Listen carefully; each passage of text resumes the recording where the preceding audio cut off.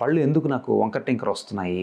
So బేసికల్గా first వంకర పళ్ళు రావడానికి కారణం ఏంటి అంటే జెనెటిక్స్. అంటే మన పేరెంట్స్, అమ్మ నాన్న కానీ లేకపోతే యాన్సిస్టర్స్ నుంచి మన జెనెటికల్గా మన వెంట్రుక దగ్గర నుంచి కాలు గోరు దాకా ఏదైనా మనం జెనెటికల్గా బేస్ అయి ఉంటుంది. కాబట్టి ఈ పళ్ళు షేపు, సైజు, అమరిక, దవడ, పెద్ద దవడ, చిన్న దవడ, దవడ ముందుకు ఉండటం, వెనక ఉండటం, ఈ అమరిక కూడా మనము జెనెటిక్స్లోంచి తీసుకునే అవకాశం ఉంటుంది. సో కాబట్టి ప్రధాన కారణం జెనెటిక్స్.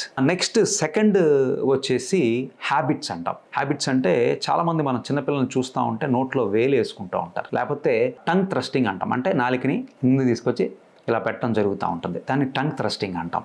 ఇలాంటి కొన్ని హ్యాబిట్స్ వల్ల కూడా మనకి జా పెరిగే వయసులో, అంటే సుమారుగా మనకి 9-9.5 నుంచి 10.5, 11, 12, 13 ఏళ్ళు నుంచి 14 ఏళ్ళలో అమ్మాయిల్లో కానీ అబ్బాయిల్లో కానీ ఈ గ్రోత్ అనేది ఆగిపోతుంది.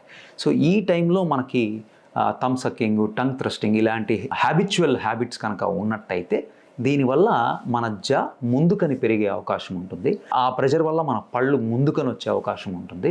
సో ఒకటి ముందుకి ఒకటి వెనక్కి అలా రావడము, లేకపోతే సందులు రావడము, ఇలా వంకర టింకరగా పళ్ళు వచ్చే అవకాశం ఉంటుంది. నెక్స్ట్ ఇంకోటి వచ్చేసి మనకి ఏదైనా గమ్ ప్రాబ్లం ఉంది అంటే చిగుళ్ళకు సంబంధించిన వ్యాధి ఇట్లాంటివి ఉన్నప్పుడు పన్ను వేరుకు సంబంధించి ఎముక అరిగిపోవడము, పళ్ళు వదులు కావడం వల్ల కూడా వంకర టింకర అవుతూ ఉంటాయి.